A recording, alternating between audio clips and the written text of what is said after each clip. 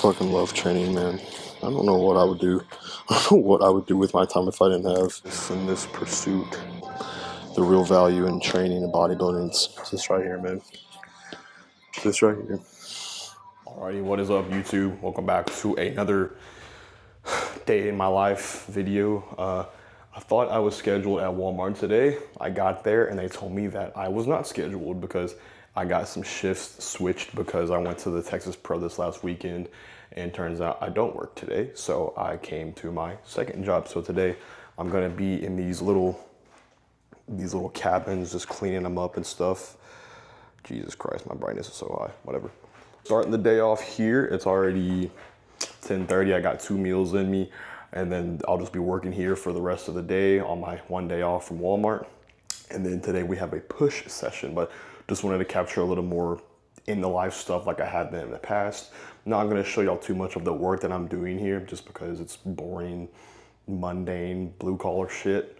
But I'll just be here working, and then I will see you guys next at the pre-workout meal. And then the main part of this video will be the training and all that kind of stuff. But just want to give y'all some insight on what my day looks like before I get to the pre-meal and training and all that kind of stuff. So I'm gonna get to work and I'll see you guys at the meal.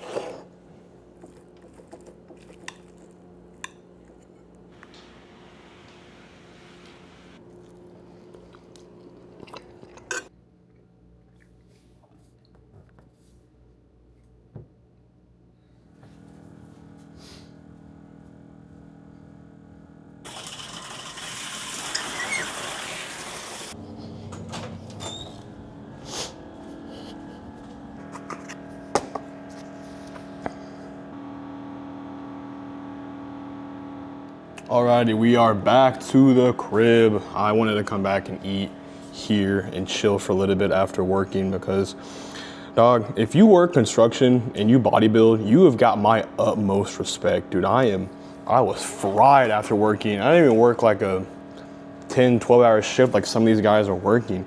But man, I was fried. I'm sure after a while I'd get used to it and adapted to it, but man, I couldn't do it. But came home, pre-workout meal, 150 cream of rice, 62 isolate, 100 grams banana, 15 grams of honey, quarter tablespoon of salt. I think I'm gonna do a quarter tablespoon. I'm gonna do an extra half because I sweated more than I ever in my life have today, and I'm fixing to go train, so a little more sodium, and that's that. Plus, check out the freaking fit I've got on right now. I got this Gasp shirt at the Texas Pro. The Fit Giant Killer shirt, red Gasp pants. I am fitted the fuck out. But I'm gonna quit yip yapping. I'm way off my typical schedule. I usually work like 6 to 3, train at 3:30.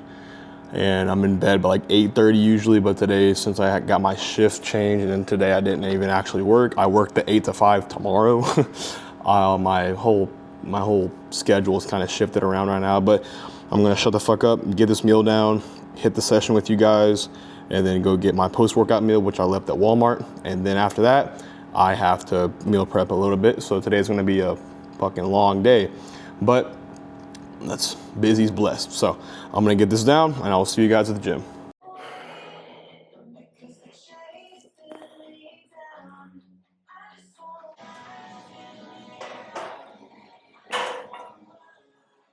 So kicking off the session, this is going to be my shoulder dominant push day. The last session that you guys saw was my more of a chest focused push day, which honestly both sessions are pretty comparable when it comes to like volume for shoulders versus chest. It's pretty comparable. Like on this one I have 2 pressing movements for chest, and on the other one I just have 1, but I have like a fly, so it's pretty even both days. But I'll throw up the session breakdown on the screen right here.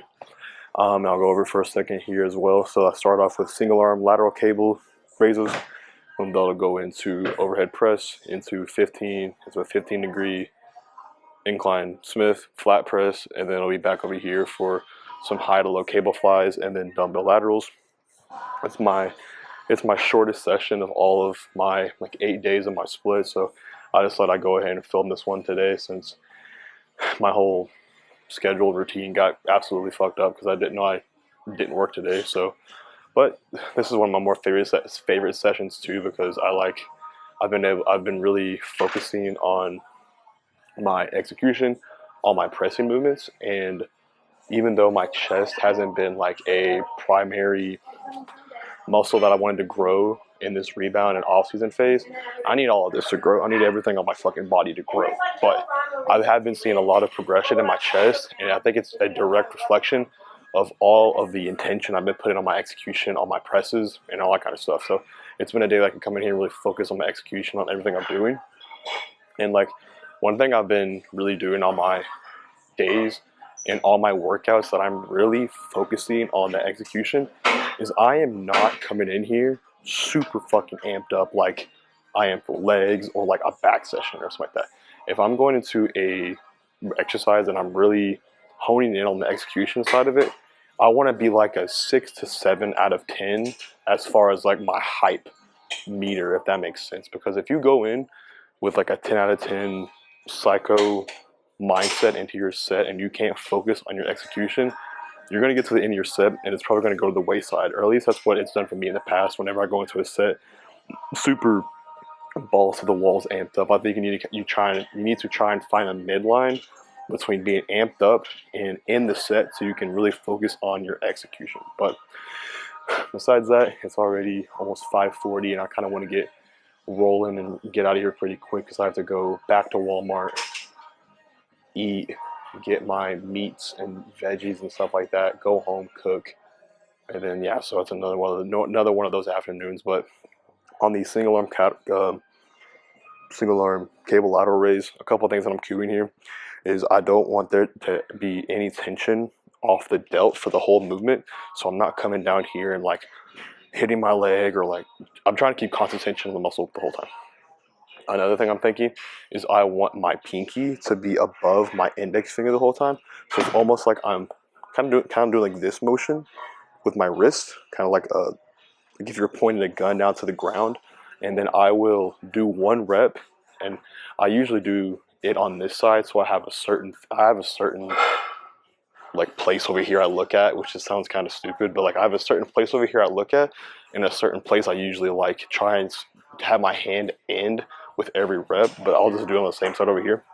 So what I'll do is I'll do 1 rep, and like as I was warming up, I did 1 rep, and I found the one spot that I want to look at, and end each rep at that I felt it right in my delt. I did the same thing for this side. Like I'll look in the mirror, I did a rep, I ended like right about here, so now I'm gonna look right there the whole time during the set, and I want every rep from my hand to end right in that area to where I kind of like got that place in my head. But I'm gonna quit talking here and get my first set, and then get rolling with the session because I want to get the fuck out of here.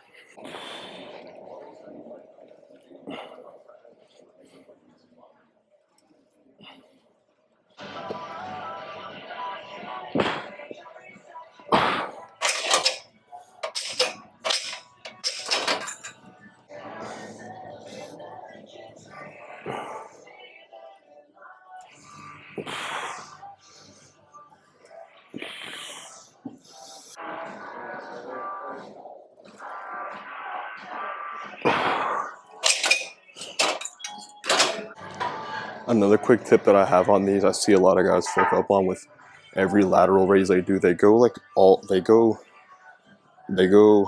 directly outside of their like torso. They go all the way out to the side. What I've found that works the best for me is if I kind of angle how I do the rep kind of a little bit out and more towards in front of me.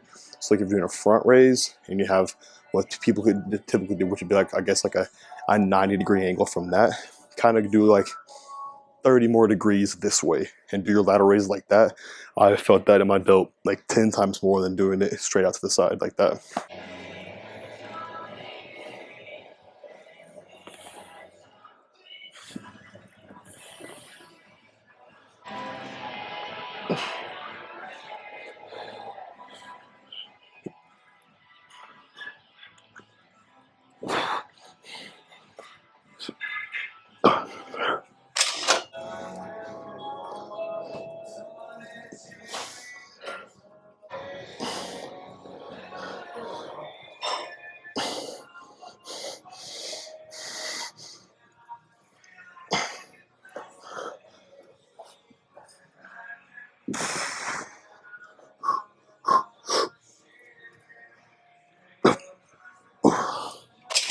Like I said, moving on to our overhead press. This is our main shoulder, our main compound for the session. We'll do 3 sets here, 8 to 12.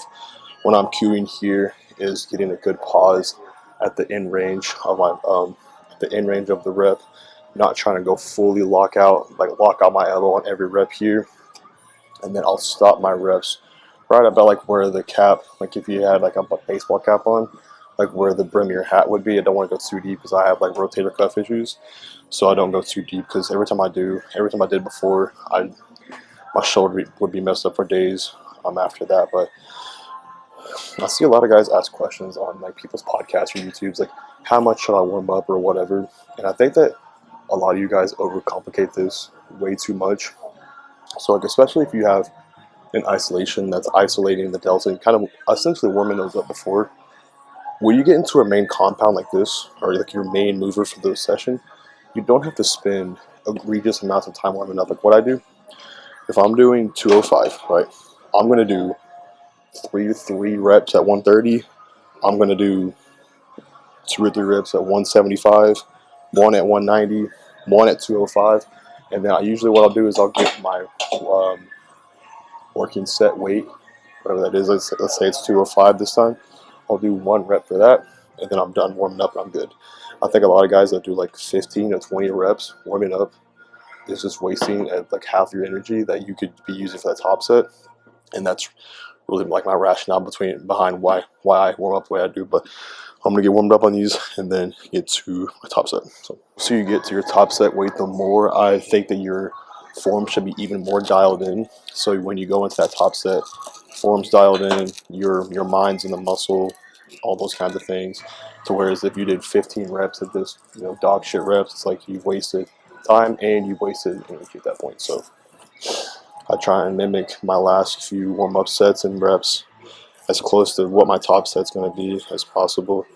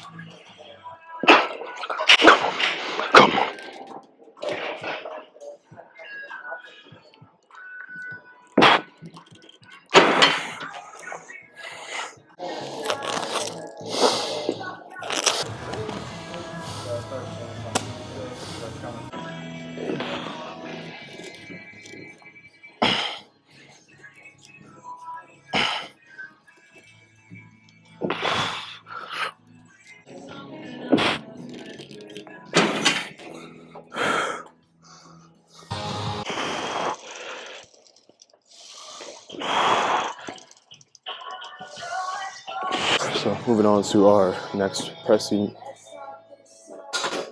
movements. It's going to be our 15-degree incline Smith, and then into our flat press. I think it's crazy, just a few changes that I made in my execution over the past few weeks. Like I have a crazy pump from just my warm-up sets on my incline, when before it would take me like all 3 sets or 2 sets of my incline and some flies that get a good pump. Like just from not locking out, thinking of there being two magnets in between my hands the whole time. Like the next time you get a bar, or just like sitting watching this video, do this and imagine there's two like magnets pulling your hands together. Like imagine there's two magnets pulling your hands together and you're trying to fight them. That's gonna like engage your chest. I don't know the science and the anatomical reasoning for that. I just got that cue off of Joseph Percher, and that shit works. And if you are cueing that the whole time you're pressing, you will work your chest 10 times more. I don't know. I can't explain it to you like Joe Bennett could, but it works. So just when I'm cueing here, no hard lockouts. I'm not touching my chest. I'm stopping not a good ways away from my chest, but I'm not going too far down. I'm not locking out. I'm tight core to the bench. I'm just thinking about engaging my chest the entire time I'm pressing. But we'll work 2 sets here, and we'll move on.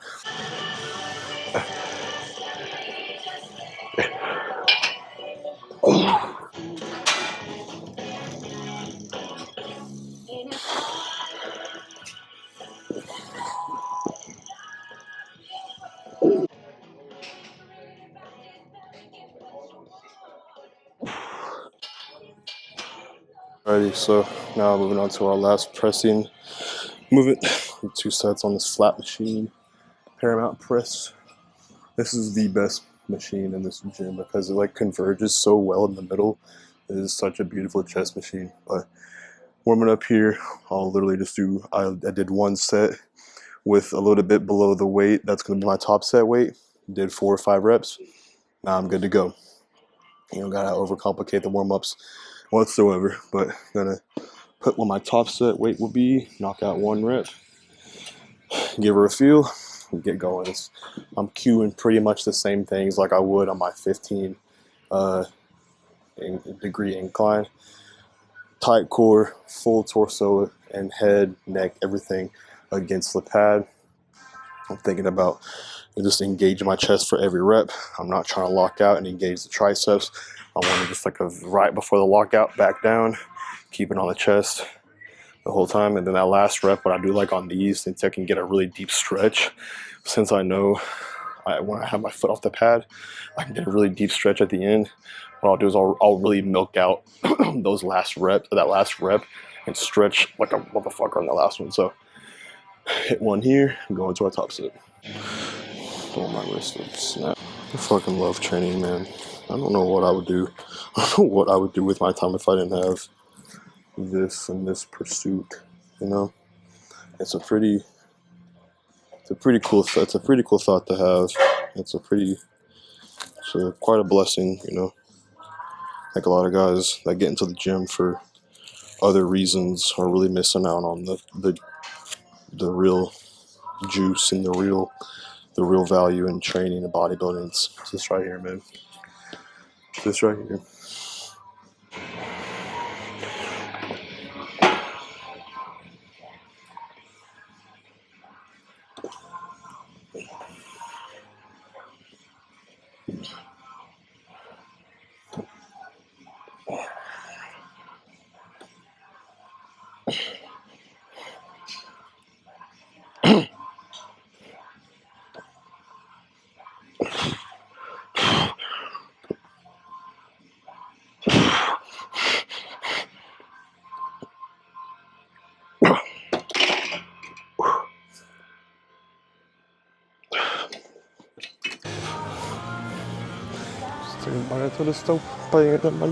Part of my sessions is whenever, one of my favorite parts of my sessions is whenever I've wrapped up most of the dirty work, most of the meat and potatoes work, and I can start listening to a little more like T Grizzly, 50 Cent, Tupac.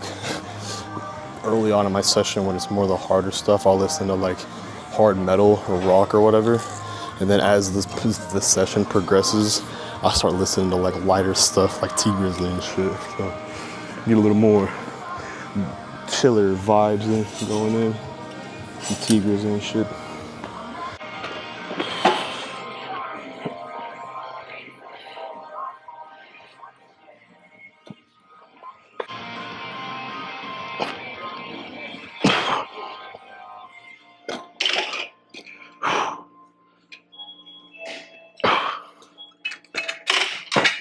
but someone's on the cable machine and the other one's broken, so we're going to move into our laterals. And this is going to be kind of one of those things like I explained to you guys, like you can have one movement multiple times in a program and have different intentions with it both times you do it. So like I showed y'all my last push session, those laterals and all that shoulder isolation work was a little more like grip and rip, branch worn type shit.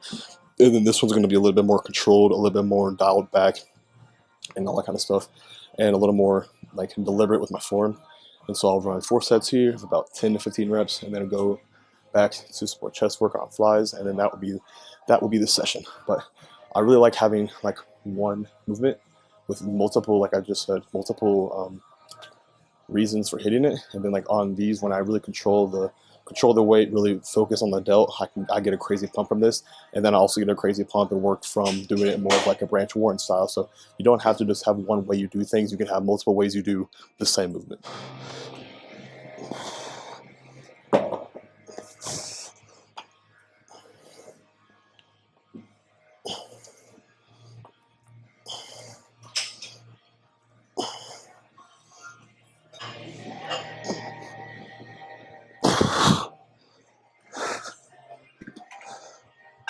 My last movement is going to be these high to low cable flies, and I have had to trial and error with these on like my form and execution for like weeks now, but I have it down now.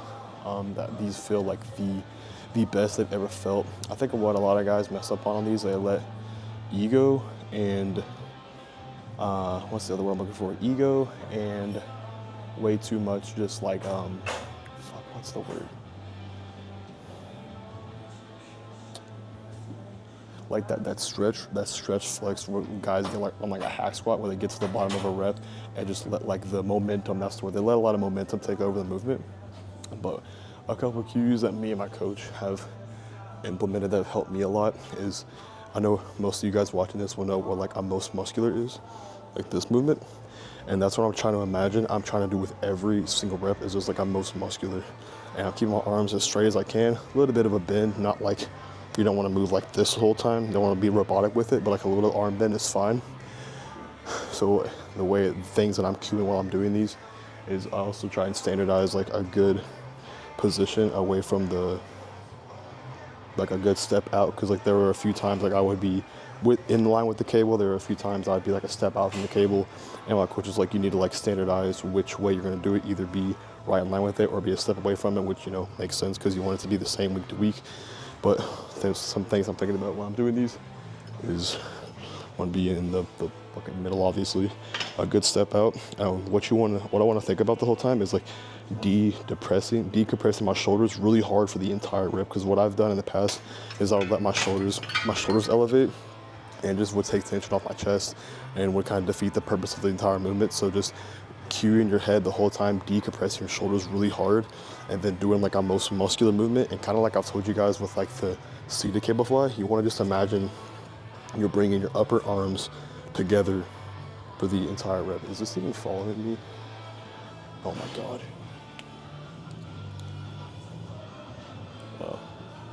Well, you guys couldn't even see me while I was talking, but whatever. But you want to just imagine you're bringing your upper arms together, like your biceps together for the whole rep, and that's pretty much it. But I'm gonna run 4 sets here, and then I'm gonna get out of here because I'm running way more behind than I would like.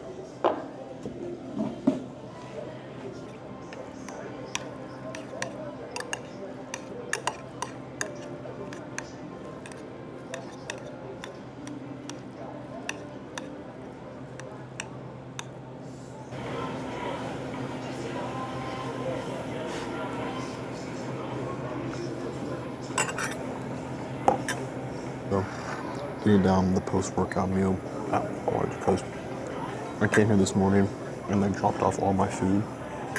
And then whenever they told me that I didn't work today, I was like, well, I'm just gonna leave my post-workout meal here because I'm gonna come back and get groceries anyways. So I'll be eating my meal here today. And same meal as always, same post-workout meal that y'all saw in the last video. Rice, chicken, mustard, stevia, spinach, and dates. But I'm tired. I had more caffeine today than I normally have, and I'm still like dragging absolute ass. But I gotta get this meal down. I'm gonna walk around Walmart and get my post-workout or post-meal walk in, and then I'll get home, cook up my meats and my veg for the next 4 days. What I've started doing for meal prep, I don't know why I haven't been doing this before. It's kind of embarrassing on my part, but we all live and learn, is I have just started taking like an extra 10 minutes in the morning. I can get up an extra 10, 15 minutes earlier, and I make my rice fresh every day. I don't know why I haven't been doing that. I feel like an idiot that I haven't. But yeah, so I get, now when I meal prep, I just make my meat or my proteins, my veggies, and I'll put them in the containers that they're supposed to go in. And then from there, I will put the rice in every single day that I get up before I go to work. So easy as that. But I'm gonna get this down, watch a podcast or some shit, and then I will see you guys back at the house for the wrap up. Probably not gonna video like any of my cooking or anything, but I will do like a wrap up in my room or some shit. But I'm just gonna get the rest of my afternoon knocked out, and I'll see you guys for the wrap up.